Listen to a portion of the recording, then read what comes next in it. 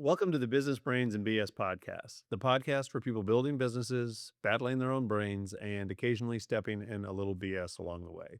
So, today we're going to talk about a common pitfall for business owners, and that is that they try to take the step from doer to owner and they skip the step of becoming a manager because it's very, very important for the business owner to start to put systems and processes in place and train their people. So very often they jump into that ownership role, and what happens is they end up being the choke point in the business. Everything still has to run through them. People aren't trained, so they aren't consistently producing what they need to produce. So I'm really excited to talk about this today because I've had the good fortune of watching Greg go from that doer to through the manager and into the doer role. So, Greg, why don't you talk a little bit about kind of when you started bringing more people on? What were some of the pain points or the stressors that you had as you were starting to take on that management role? Um, well, first I'll say when I started this business, I was fortunate in that I had spent a few years in managerial roles Hmm. prior. So I had experience managing people, systems, contracts, stuff like that. And that was a big help. But yeah, when you first get into that, some of the pitfalls I can think of, um, trying to be, I don't know, maybe too much of a man of the people. Hmm. Because I did start out as a doer, I went from full-time therapist to manager, and, so that's kinda how I saw it, like, these are my peers, I'm just one of them, and, um, there were times when that was really helpful, and then there were times where, I needed to be more of a boss, you know? Um, my first, kinda upper management experience was with a company that I'd been with for several years, and I had started there early in my career and just worked my way up. So by the time I was in that upper management role, or the clinical director role, it's like I had grown with the company and everybody had kinda been there with me, and so it was this very natural progression, so interacting with the people was easy, um, and then I moved from there to a company where I didn't know anybody, um, and I moved straight into a management role, so I didn't, like, work my way up like that, and I took that same approach of, like, relating to people the same way I did at my old job, and that was a mistake, I came to realize. Um, it ate into so much of my time. It didn't help because, like, again, I didn't really know these people, so it wasn't like we had that great rapport built up from years of knowing each other. So what it really turned into was just a lot of long conversations that didn't help things. I looking back, I'm like, I should have just went in with the mentality of like, I'm the manager. That's what they expect. That's what the company expects. Just be in that role. You know, when you own the business and like where I am now, and you're the one that started it, and everybody who came on board in that paradigm Hmm. makes it pretty easy. That's a pretty clear cut. Like this is who's in charge. Um,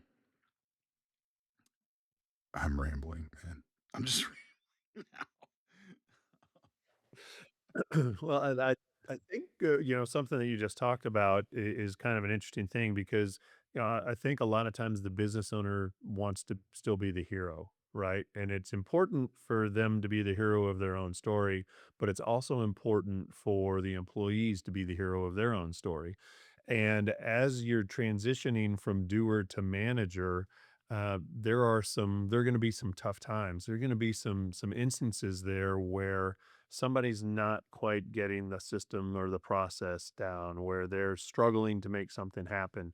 And it's really easy, I think, as a former doer, as the owner of the business, as as a friend, maybe as a colleague, to want to jump in there and help. And really, what that does is that causes the business to take a couple of steps backward because you're not giving your systems and processes and your people the opportunity to play out, right? That is a learning opportunity for that individual. That is an opportunity for the business owner to look at the system that they have in place and say, okay, this isn't going the way that we want it to. Is this because the system isn't right? Is it because we didn't train the system the right way? Is it because we need to add, another step? Is it because, or is it because this person just isn't a good fit, right? Because I always talk to business owners about competence and commitment, right? So are they competent enough to do the job, and are they committed to doing the job? Competence we can train. Commitment, that may be another issue, right? But when the business owner says, "Oh, there's a problem, I'm gonna jump in with my red cape on and I'm gonna fix it," what that does is that builds a couple of things. It sends a message that I don't trust you as my employee to do what you're supposed to do. It sends a message of it's okay not to do it right because somebody will come in behind me and clean it up.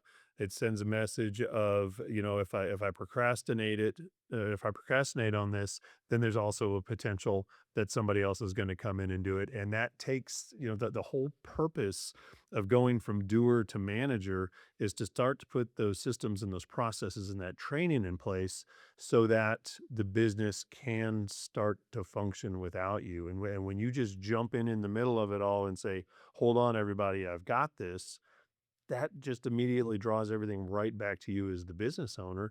And now you're the choke point again. Yeah, absolutely. I mean, I've been guilty of that myself. I've seen other people make those mistakes. When I first started in that clinical director role, I actually looking, I wasn't even in that role yet. I was just getting busier and busier in like kind of the middle management role that I was in. And our program that I was managing was growing a lot. And I had this new therapist, brand new therapist who showed a lot of promise, but brand new, working on my team. His name was Don. And I was in a meeting with my superiors, and we were talking about the demands of that particular program. And I kind of, in a sense of frustration, said, "Oh, I'm gonna have to give Don some of my clients." And my boss looked at me and she said, "You're gonna have to give Don all your clients." I love it. And that, like, I was not in a place where I was wanting to do that. Because so much of my the way I saw myself, was wrapped up in that role. And it's like you were saying, it's I call it control, call it fear, like I know how to do this. Like I can do this job when something needs to be done here. I know I can get it taken care of. But like you're saying, the downside of that is then this other guy never gets to learn how, you know? And so if I want him to be competent, the only way that works is if he gets practice at it, which means me not doing it. Right. Um, so yeah. And then um getting to the point where like I'm managing other managers, I would see that where I remember sitting down and have a conversation with a site director at my last company. They had lost a therapist, and so everybody was overloaded, and so the site director was seeing a lot of clients themselves. And I remember telling her, like, "No, in this position, it's not your job to see clients. It's your job to hire somebody. That's the only way that this gets fixed. If you see clients all day, every day, then the whole operation starts to fall apart because everything you're supposed to do in that manager role isn't getting done." So now not only do you have clients who aren't getting seen, but you have a lot of other stuff that's not getting done too. And no one's getting hired to fill this role because you don't have time to do interviews because you're seeing clients. So your job is to hire somebody else. Um, but that can be hard when you're in that spot, when you know you're capable of filling that void. Yeah, I think there's a lot of reasons people fall into that. I think it's ego. I think it's fear. I think it's all kinds of things, but that's the only way it works. And we've talked about this book on this podcast before, but one of the things that really helped me starting out was reading the E Myth Revisited, and he talks about that. You're laughing because you knew what book I I was knew going to say, didn't exactly you? what you were gonna say. Yeah, I should have written it yeah, down and then held it up and said, yeah. "Okay, I'm gonna open it after he says it." Yeah. Yeah, it was, man. It was such a help because he talked about that, like, the producer versus the manager versus the owner, and it helped me, like, keep that in mind, those different roles, and, realizing that in a business, the only way you make it work is to respect those 3 different roles, Mhm. and, um, But even that being said, even though knowing that, I've definitely been the bottleneck a lot of times in this business and still sometimes catch myself doing that. One of my employees just the other day was telling me, kinda getting on to me, like I was about to do something, and she was like, "Me or this other person can do that. Like, you don't need to do that. Give it to me, I'll do it." And I'm like, "You don't know how to do it." And she's like, "Show me how." Nice. And I did. In my mind, it was this whole thing. It took like 10 minutes to show her how to do it, and now I don't ever have to do it Yep. again, you know? Um, but yeah, so that bottleneck thing is real, and you gotta get out of your own way Mhm. for Yeah, sure. you reminded me, when I was in the Army, we didn't have some of our NCOs weren't the strongest, our non-commissioned officers. When you're running in formation in the Army, the commander is up front, and then you got the guy carrying the guidon, you know, the battery flag basically, and then you got the other officers, and then you got the battery behind you. And we had several NCOs who were not in great shape. They couldn't get out there and call cadence, right? Which is what you see in the movies. And but when you're running, you got to have pretty good, you know, lung capacity to be able to call cadence. So I would always hop out there and call cadence. I just thought, you know, I'm helping, and I had some fun, you know, because I could make fun of people or whatever while I was doing that and make things up, which was kind of fun. And then we got a couple of new NCOs into the battery, and I remember the first run we were on when one of those NCOs came in, I rolled out and started calling cadence, and this guy was maybe to my armpit. I mean, you know, and I feel this tap on my shoulder, and I look over, and he's running next to me, and he says, "Sir, this ain't your job. You need to get back up at the front of the formation." And I thought, I just have always had so much respect for him for that because that was the right thing to do, right? Everybody else just kind of let me come in and do that. And it's really the difference in coaching versus rescuing, right? As a manager, you've got to put on your coaching hat and say, you know what, there is going to be some short term pain that I'm going to deal with for a little while here while systems and processes are figured out, while we tweak things, while we say, you know, do we have the right, you know, the right training in place? Because that's something I see a lot with business owners as well is they bring somebody on to do a job, and then they don't have the support in place for them to be trained and do the job right, and it turns into one of those things, it's abdication versus delegation, and then the business owner gets upset because people aren't doing what they're supposed to be doing, and I had this conversation 2 or 3 times this week on coaching sessions about it's in between my ears, it's in my head, and I just don't understand why other people don't think the way that I do, and they don't understand how this is supposed to be done. So then we have that conversation about you have got to get that out of your head, you've got to get it on paper, and then you've got to make sure that you train people, give them the tools and the resources they need to be successful with it, and then get out of their way and give them a shot because if they can do it 80% as well as you can, that's a win. Yeah, and realizing that even if they don't do it exactly how you do it or think about it exactly how you think about it, doesn't mean it won't get done well. I've been guilty of Mhm. that. Um, wanting them to do it exactly the way I would do it for the exact reasons that I would do it, and realizing that no, they can kind of do it their way and it still gets done well, Yeah. and being okay with that. You're reminding Um, me that when can I be was a difficult. sales manager, it was a new, kinda newer district. We'd merged a couple of groups together, and I was a new manager as well, so I was being managed pretty tightly.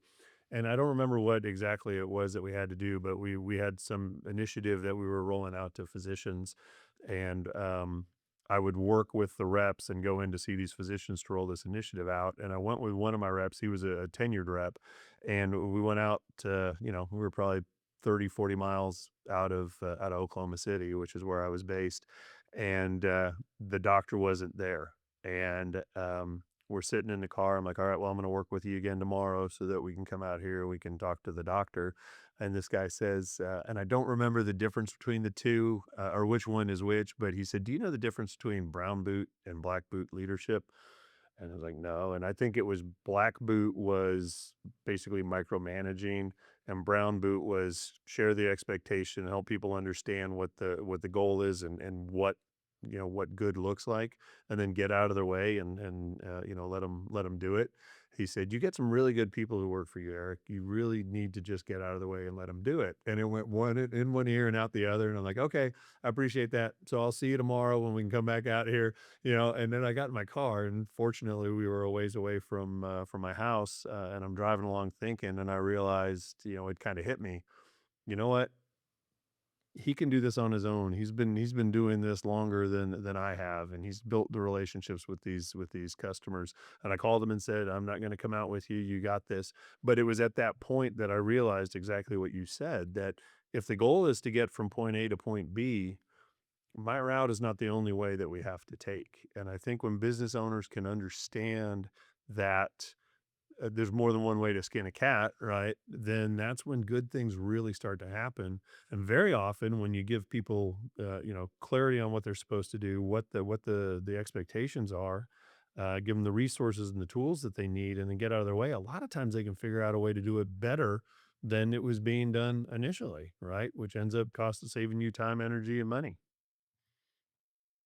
Yeah, and one of the nice things, if you can get over, like, everyone thinking the way you think and doing what you do, you find people who can complement Hmm. you, people who are good at things that you're not so good at, or who can do it in a different way that turns out better. Um, you talked about, like, onboarding, bringing on new people. There are aspects of that that I do well, and then there are aspects of that that I've always sucked at. And the way I dealt with it in previous jobs was I had somebody that delegated that stuff. The more tedious, like, "Here's how you use our electronic health record. Here's how you write a progress note," that kinda stuff, I never did that well in that at that. It was just, like, tedious, stuff that got on my nerves, and so, yeah, like I said, I had somebody that I would say, "Okay, I've done the big picture stuff. Now here's this person. They're going to show you some other things." Well, in this business, I haven't had that person, right? Um, and so I've tried to do better, but it's still a weakness of mine. And so just like in the past week, I was talking to somebody actually about helping me out with that, about you know maybe paying her a little bit to help with some of those things. And but it's one of those situations where it's somebody who is different than me, and because of that can do some things better Hmm. than I can, and being able to recognize that and value that and use that to your advantage. So yeah, it's sometimes those differences are actually a positive. You made me think about a coaching session I was having yesterday, and we were talking about um, how we're using our time and how we're duplicating things. And this individual is taking video resources and putting them all together in, I think it's basically just like in a Google sheet that will be available for the employees. So, if it's something that can be recorded on how to use the EHR or whatever, you're able to Yeah. do that one time, have the individual watch it. They can go back and reference it. And the beautiful thing now is with AI, you Mhm, can load that video in, it can create a script, it can then knock it down to bullet points and mhm. checklists and all that fun stuff, which is a really, really nice thing. But that is the time between doer and manager to start really getting a lot of those things done, right? Because going back to the E-Myth Revisited, he talks about creating your org chart, right? What's your organization look like? Yeah. Put your name in each one of the boxes that you currently fill, and then get down to the lowest level on the org chart where your name still is, and then start creating the systems and the processes, the job descriptions, the key performance indicators, all of those things for that lowest level job, and then hire somebody in to fill that, right? And take that off of your plate and then move on to the next one. So yeah, and that leads me into how you use your time as well, right? Because if you're going from doer to manager, you've got to spend your time in a totally different way. And now you've got more people in the organization, and that's starting to pull at you. And I think, again, kind of going back to that, I'm going to put on my red cape and my red underwear and jump in the middle of this. I've got an open door policy. Call me, come to me whenever you need to or want to. And as a leader, as a manager, as an owner, you cannot do that. You have got to have some time that is protected and that is sacred. And I've had this conversation multiple times this week as well. It's kind of funny. This is kind of turning into a recap of my week. Um, but so many times other people get in the middle of what we're trying to get done, and then we feel overwhelmed. It's because we can't get anything done because everybody else is competing for our time.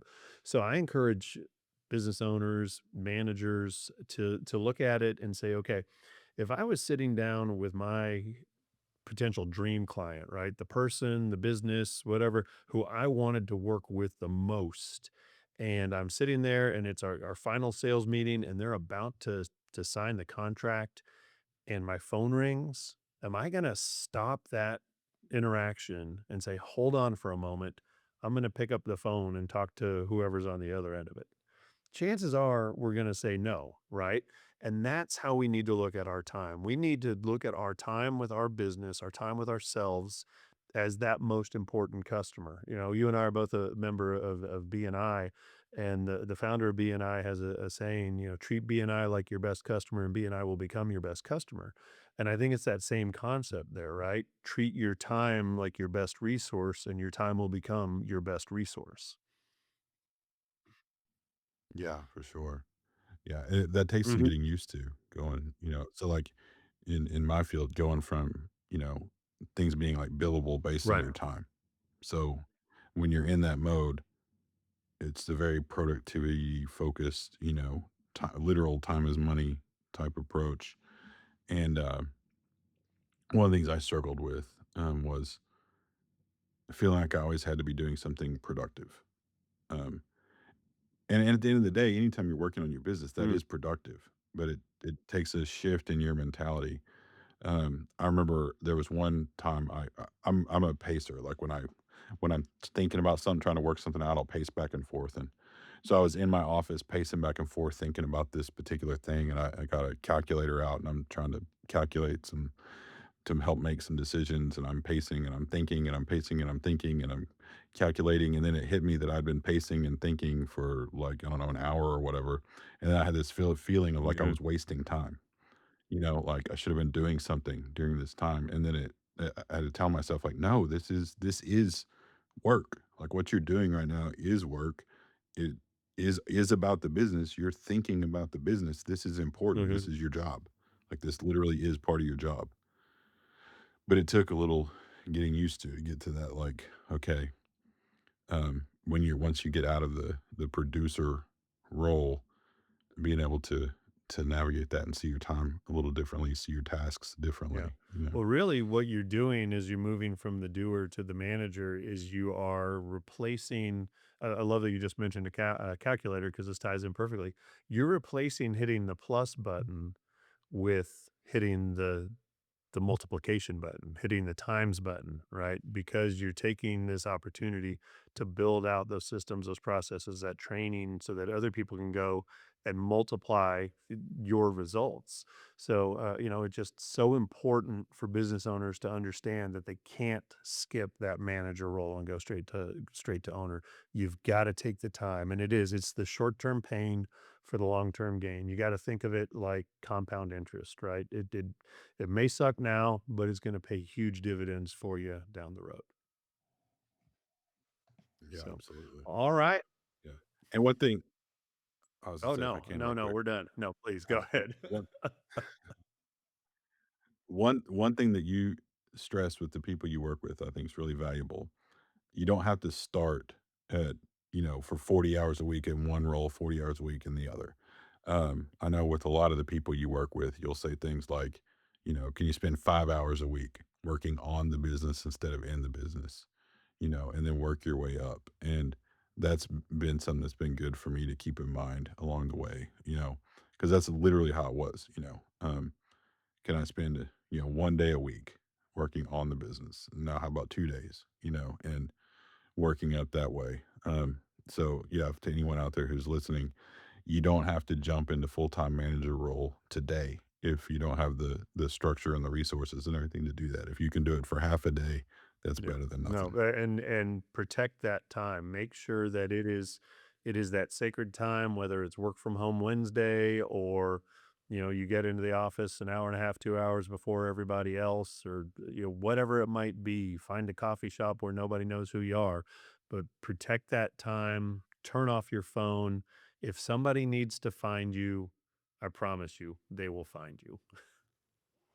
So, all right. Well, that should do it for this episode of the Business Brains and BS podcast. Remember, progress beats perfection. Hope is not a strategy, but it is a necessity. And the BS that tends to hold us back usually starts in our own heads. If you enjoyed this episode, follow the show on YouTube, Spotify, or Apple Podcasts, leave us a rating, and make sure you share it with a business owner who you think needs to hear it.